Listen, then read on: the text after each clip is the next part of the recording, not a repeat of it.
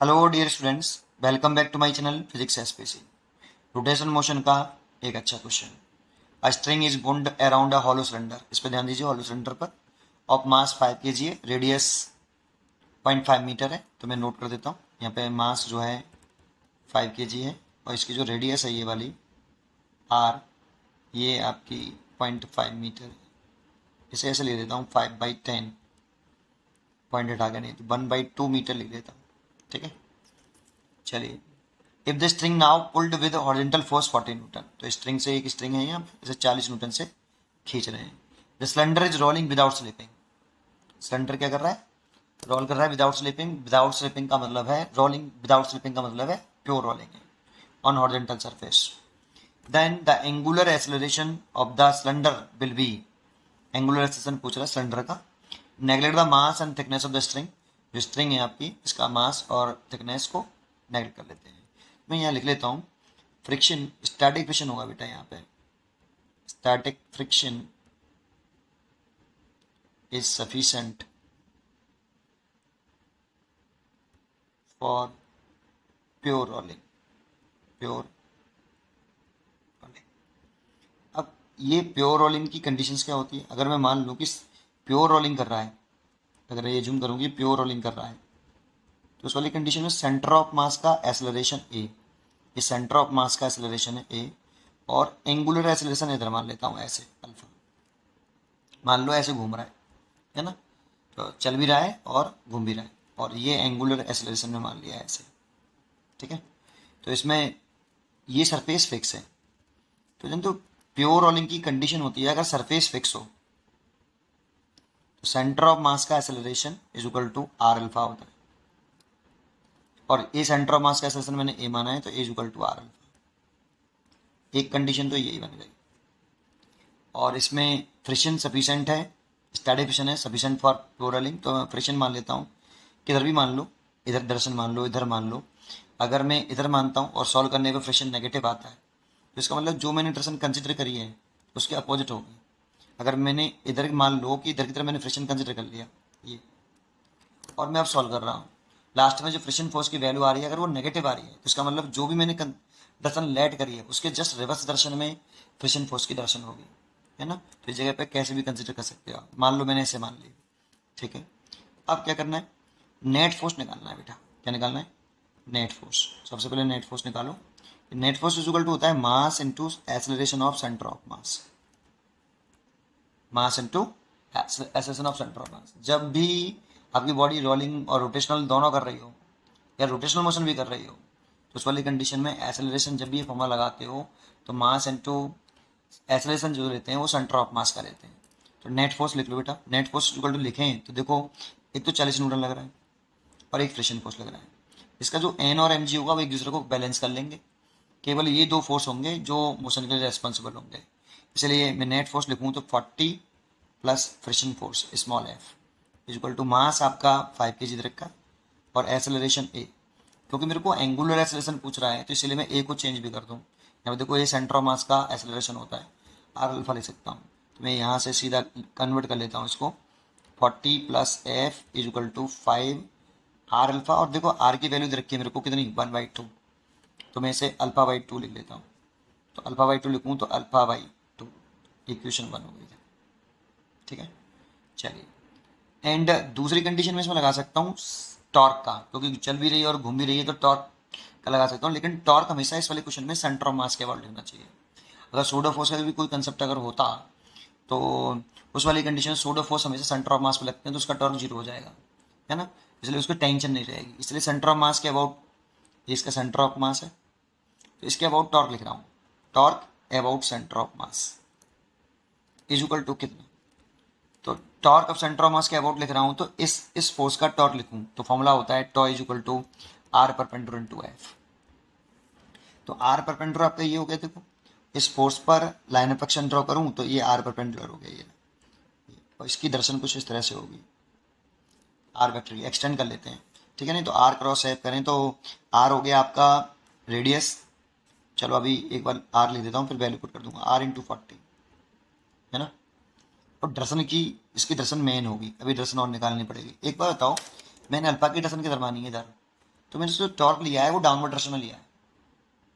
देखो अल्फा की डायरेक्शन में, अल्फा की डायरेक्शन नहीं है ये, घूमने की डायरेक्शन है। तो घूमने की डायरेक्शन में आप ऐसे घुमाओ अपनी फिंगर को, राइट हैंड फिंगर को, थंब की तरह आ रहा है डाउनवर्ड। तो इस डाउनवर्ड डायरेक्शन को मैं पॉजिटिव मान के चल रहा हूँ बेटा यहाँ पे, क्योंकि मैंने इस डायरेक्शन को पॉजिटिव मान ले रहा हूँ। डाउनवर्ड डायरेक्शन को, जो इसकी डायरेक्शन होती है उसी को हम फिर पॉजिटिव मान के चलें तो ज़्यादा बेटर रहता है। नेगेटिव भी कर सकते हो, कोई दिक्कत नहीं है। मैंने डाउनवर्ड डायरेक्शन को नेगेटिव पॉजिटिव माना है, और अपवर्ड डायरेक्शन को मैंने कैसे माना है, नेगेटिव। आप उल्टा भी कर सकते हो, ठीक है।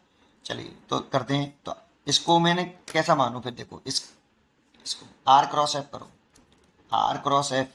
टॉर्क की डायरेक्शन कैसे निकालते हैं, टॉर्क की डायरेक्शन निकालते हैं r vector cross f vector, और टॉर्क की डायरेक्शन ऐसे निकालते हैं। तो आर से राइट हैंड लीजिए, और राइट हैंड लेके आर की वेक्टर की डायरेक्शन में हाथ रखिए, और छोटे एंगल से एफ की तरफ घुमा दीजिए। R cross f, that means ऐसे घुमाना है, देखो ऐसे। तो इसीलिए थंब की तरह आ रहा है, देखो। अगर आप ऐसे घुमाओगे इसको तो बड़े एंगल से आएगा, देखो ऐसे आर क्रॉस एफ डाउनवर्ड, और डाउनवर्ड आ रहा है तो इसलिए इसकी डायरेक्शन डाउनवर्ड है, और डाउनवर्ड डायरेक्शन मैंने पॉजिटिव मानी है। चलिए फ्रिक्शन का टॉर्क निकालें, तो फ्रिक्शन का टॉर्क लिखें तो इसकी ये लाइन ऑफ एक्शन हो गई। और इस सेंटर ऑफ मास के अबाउट निकालें तो सेंटर ऑफ मास से आर परपेंडिकुलर ये हो गया, जो कि रेडियस के बराबर ही है। तो फ्रिक्शन का टॉर्क लिखें तो एफ इंटू आर। अब इसकी डायरेक्शन भी चेक कर लेते हैं। तो अपने देखो r cross f, r vector को एक्सटेंड करें तो आर वेक्टर की डायरेक्शन ये हो गई, इसको एक्सटेंड करेंगे तो डायरेक्शन कुछ इस तरह से आएगी। और राइट हैंड से फिंगर आर वेक्टर की डायरेक्शन में रख के आर से एफ की तरफ घुमाना है, थंब किधर आ रहा है, ऊपर, ऊपर की तरफ आ रहा है तो इसकी डायरेक्शन ऊपर है, ठीक है। तो इसको मैंने कैसा मान लिया है, ऊपर की डायरेक्शन को मैंने पॉजिटिव माना है, और नीचे की डायरेक्शन को, सॉरी ऊपर की डायरेक्शन को मैंने नेगेटिव माना है, और नीचे की डायरेक्शन को मैंने पॉजिटिव माना है। अब देखो इसकी भी डायरेक्शन पे ध्यान रखना। मोस्टली बच्चे बस इन दोनों के डायरेक्शन पे ध्यान रखते हैं, इसकी डायरेक्शन नहीं ध्यान रखते, क्योंकि तुमने इसको ऐसे घुमाया है। तो अल्फा की डायरेक्शन, जो डायरेक्शन तो अल्फा की डायरेक्शन नहीं, घुमाने घूमने की डायरेक्शन है। तो आप देखो ऐसे, तो आपने इसमें टॉर्क जो पैदा किया है वो इस डायरेक्शन में हुआ है। फाइनली टॉर्क कैसे पैदा हुआ, तभी तो ऐसे घुमा हुआ।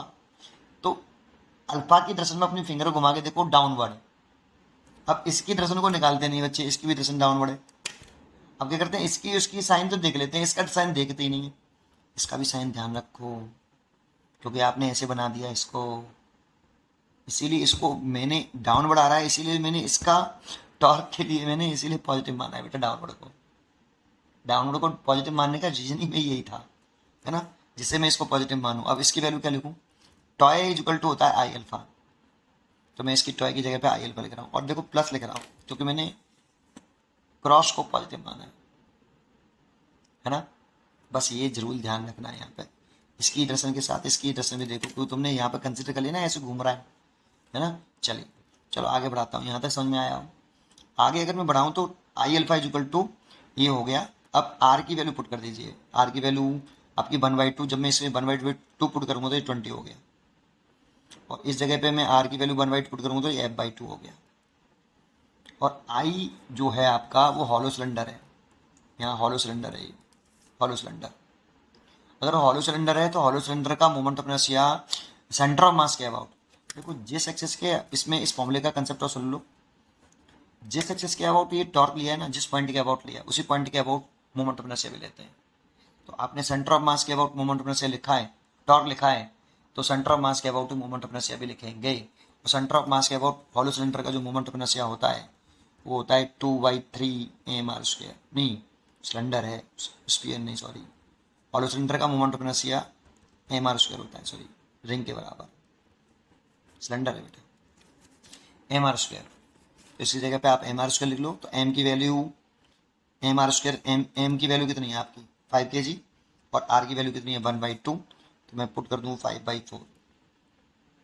भाई m की वैल्यू 5 और r का 1/2 का होल स्क्वायर करेंगे तो ये 5/4 ही तो हो जाएगा, ठीक है। तो 5/4 alpha is equal to 20 minus f/2। देख ये दूसरी क्वेश्चन बन गई। अब इन दोनों क्वेश्चनों को सॉल्व कर लो। इसमें दो वेरिएबल्स हैं प्रेजेंट में, एक फ्रिक्शन फोर्स और एक एंगुलर एक्सेलरेशन। तो पहले फ्रिक्शन फोर्स निकलेगा, फिर उसके बाद एंगुलर एक्सेलरेशन निकलेगा। तो देखो मैं क्या करूँ, एंगुलर एक्सेलरेशन भी सीधे निकल आएगा, फ्रिक्शन फोर्स को मैं कट कर दूँ, लेकिन कैसे कट करूँ, मेरे को क्या करना पड़ेगा, इसमें 2 का मल्टीप्लाई कर देता हूँ। इस इक्वेशन में 2 का मल्टीप्लाई कर दूंगा तो ये 5 बाई अल्फा बाई 2 हो जाएगा। 2 का मल्टीप्लाई कर दूँ बोथ साइड में, और ये हो जाएगा 40 माइनस ये हो जाएगा एफ। ये इक्वेशन नंबर 3 हो गई। अब इसको मैं सॉल्व कर लूँ पहली वाली इक्वेशन के साथ, 5 alpha by 2 is equal to 40 plus f. ये पहली इक्वेशन है। अब इसे सॉल्व कर लो। अगर फ्रिक्शन फोर्स निकालना तो फ्रिक्शन फोर्स भी निकाल सकते हो। यहाँ से एफ से एफ कैंसिल हो गया। अब देखो इन दोनों को ऐड करूँ, यहीं कर दूँ, छोटी सी जगह पे फटाफट हो जाएगा। दोनों को ऐड करूँ तो 5 और 5 10, 10 अल्फा बाई 2, और ये हो गया 80। और 2 से ये काट दिया मैंने, या 2 से रहने दो इसको, इसको 8 से 10 से काट दो 8 बार। अल्फा इज इक्वल टू हो जाएगा 16, सीधा सीधा 16 रेडियन पर सेकेंड स्क्वायर। इसकी जो चॉइस हो गई वो B is a correct choice. आप यहाँ से फ्रिक्शन भी निकाल के देख सकते हो। अगर फ्रिक्शन की वैल्यू, अगर आपको ऐसा लगे कि फ्रिक्शन पॉजिटिव आ रहा है तो हमने जो डायरेक्शन शो करी है वो सही करी है, और एफ अगर नेगेटिव आ रहा है तो जो भी हमने डायरेक्शन कंसिडर कर ली है उसके जस्ट रिवर्स डायरेक्शन में फ्रिक्शन फोर्स की डायरेक्शन होगी। बस नेगेटिव साइन से मालूम पड़ जाता है, ठीक है। इसलिए उसमें फ्रिक्शन फोर्स की डायरेक्शन को दिखाने में ज़्यादा परेशान मत होना, ठीक है। पढ़ते रहिए और खुश रहिए। Thank you.